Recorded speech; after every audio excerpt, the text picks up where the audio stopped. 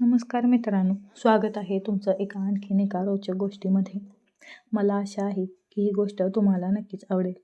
जर तुम्ही आपल्या चॅनेलवर नवीन असाल तर आपल्या चॅनेलला नक्की सबस्क्राईब करा आणि सोबतच बेल आयकॉन दाबायला विसरू नका. तर मित्रांनो, ही कहाणी एका गाढवाची आणि 23 वर्षाच्या मुलीची आहे, जी गाढवाच्या पिचकारीचं पाणी पित असे आणि त्याच्यासमोर जाऊन, हॅलो मित्रांनो, माझं नाव प्रिया आहे आणि मी सध्या BA करत आहे. काही दिवसांपूर्वीची गोष्ट आहे, जेव्हा माझ्या आजोबांनी शेतीच्या कामासाठी एक गाढव आणलं होतं. तेव्हा त्याला कुठल्याही टरबूज विकणारी बाई किंवा मुलगी दिसली की तो मोठ्याने ओरडायला लागायचा आणि जीभ बाहेर काढून आपल्या पिचकारीला हलवायला लागायचा. तो असं का करायचा हे कुणालाही माहीत नव्हतं.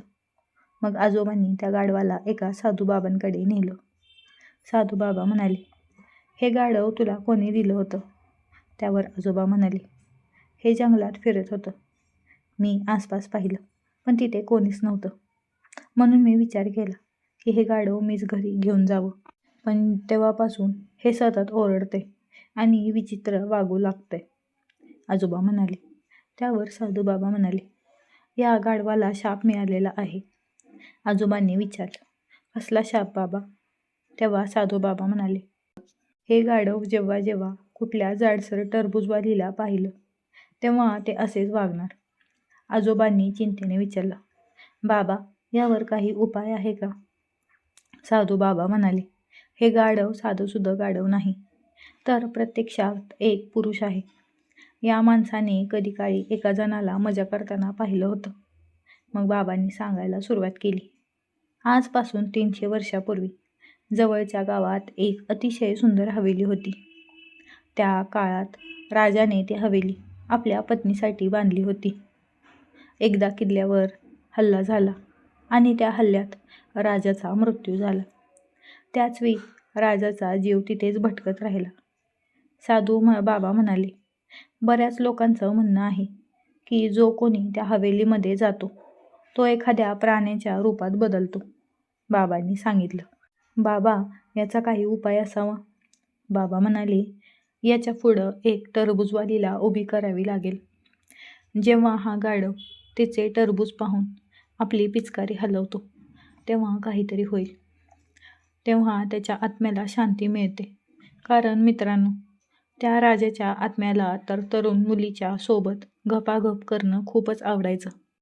पण त्याला हे काम एखाद्या माणसाच्या शरीरात किंवा एखाद्या प्राण्याच्या शरीरात राहूनच करता येऊ शकतं. आजोबा म्हणाले, हे ज्या ठिकाणाहून मी आणले तिथे सोडून येतो. त्याचवेळी अचानक बाबा बोलले, असं करू नकोस, नाहीतर ते तुझं काहीतरी बरं वाईट करेल.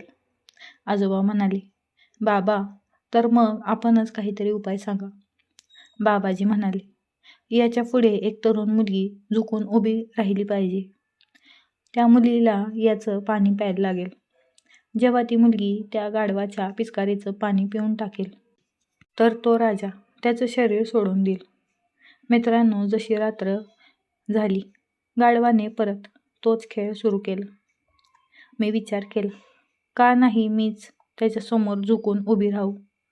मग मी त्याच्याकडे जाऊन त्याच्यासमोर झुकून उभी राहिले. मित्रांनो, मला कधीच कल्पनाही नव्हती की गाढवाची पिचकारी इतकी मोठी असते. जशीच त्याने पिचकारी काढली मी तर पाहताच पळून गेले.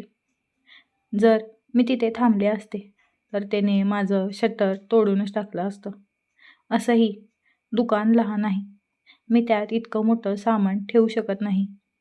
काही महिन्यानंतर ते गाढव आजारामुळे मरण पावलं आणि आमच्या सर्व अडचणी संपल्या. मित्रांनो, ही गोष्ट तुम्हाला कशी वाटली हे मला कमेंट बॉक्समध्ये नक्की सांगा. अशाच व्हिडिओ पाहण्यासाठी आपल्या चॅनेलला नक्की सबस्क्राईब करा. भेटूया पुढच्या व्हिडिओमध्ये. तोपर्यंत धन्यवाद.